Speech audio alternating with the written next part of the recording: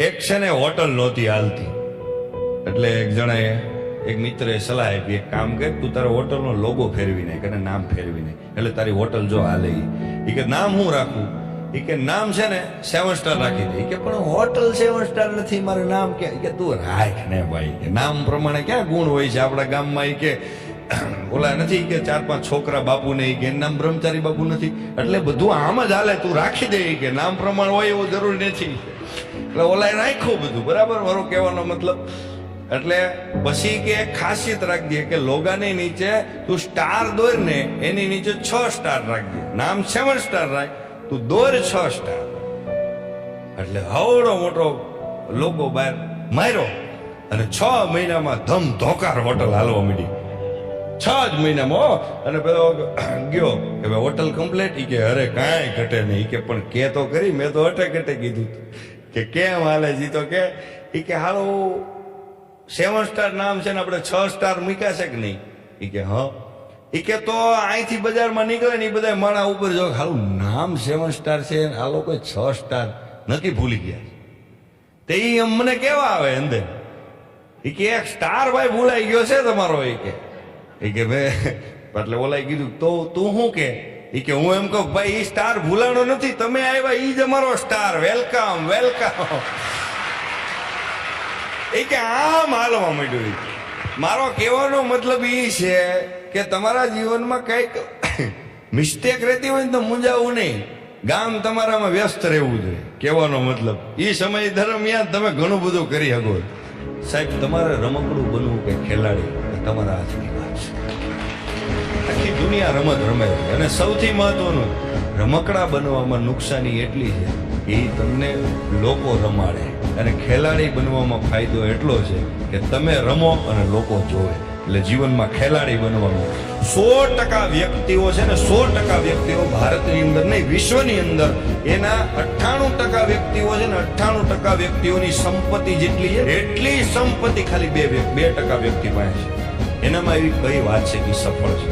તમે વિચાર કરો, મેં એવા શેઠિયા જોયા છે જેને બોલતા નથી આવડતું, જે અંગૂઠા સાફ છે, જેને હરખી વાત કરતા નથી આવડતું, એનો મેનેજર કે એનો પીએ હોય ને બરાબર, તો એવું મસ્ત રીતે બોલતો હોય કે એમાં નોલેજમાં કાંઈ 2 જણા જો તો તમને એમ લાગે માલિક આ કેમ નથી, માલિક આ કેમ નથી એવું લાગે.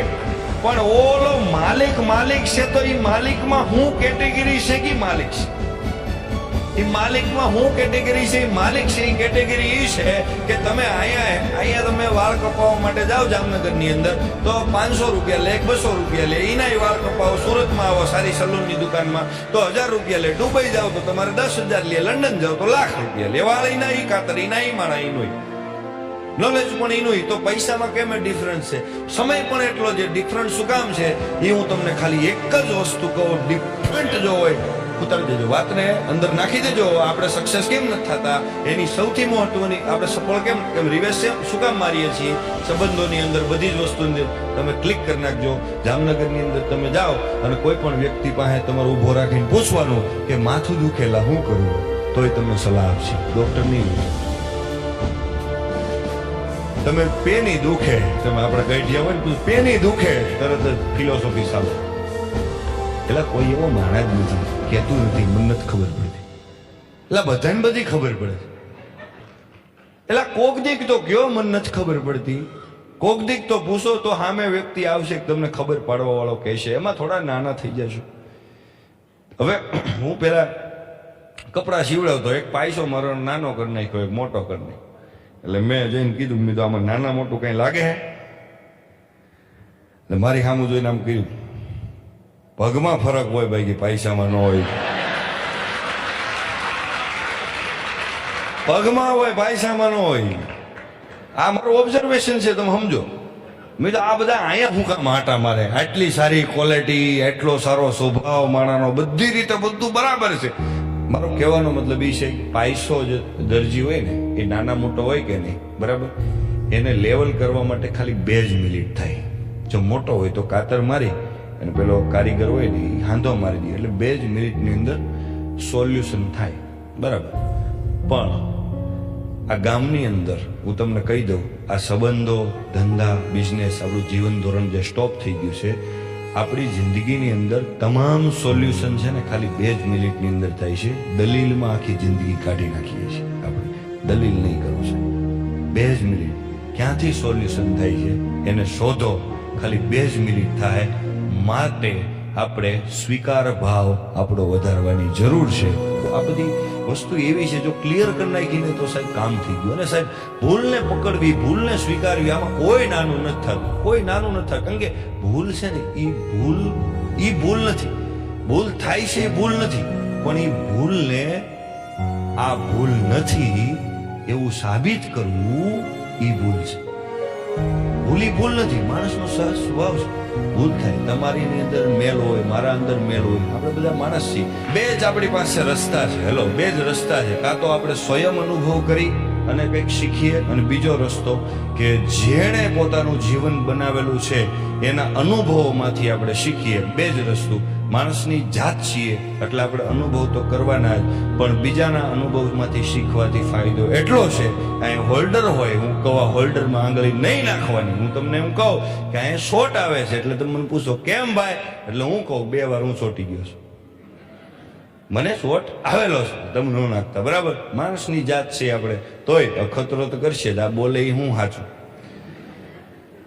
આ ગામની અંદર ગમે એનું બોર્ડ મારો ને તમે હાલે, ગમે એનો આ ગામમાં વેચવા વાળો છે ને સામે ખરીદવા વાળો, ગમે એનો જામનગરની બજારમાં તમે બોર્ડ મારો ને કે બૂચ મરાવવાનું ચાલુ છે, એટલે રોજ 2 જણા આવે કેમ મારતા છે, મારતા કેમ છે. ગમે એનો બોર્ડ મારો ચાલે. બરાબર. એટલે હું ગમે એટલું કહું કે નહીં કરવાનું, નહીં કરવાનું, નહીં કરવાનું, છતાંય સહેજ અમથું ટેસ્ટિંગ કરવા તો જાય. ખાવા આવતો હોય છે કે નહીં આવતો.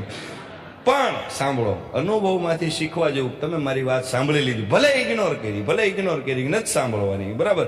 નથી માનવાનું, ઇગ્નોર કરી, પણ સહેજ તમે અડવા જાઓ ને, નખમાં ટ્રક થાય તો તમારો ઝટકો છે ને આમ ખેંચવાની, હાથ જે ખેંચવાની એ સ્પીડ વધી જાય. કારણ કે તમે જાણેલું છે કે આમાં સોંટ આવે છે, નહીતર આંગળી વહી જાય. બીજાના અનુભવમાંથી શીખવાની મજા એ છે કે નુકસાન 100% થતું હોય ને 10% જ થાય.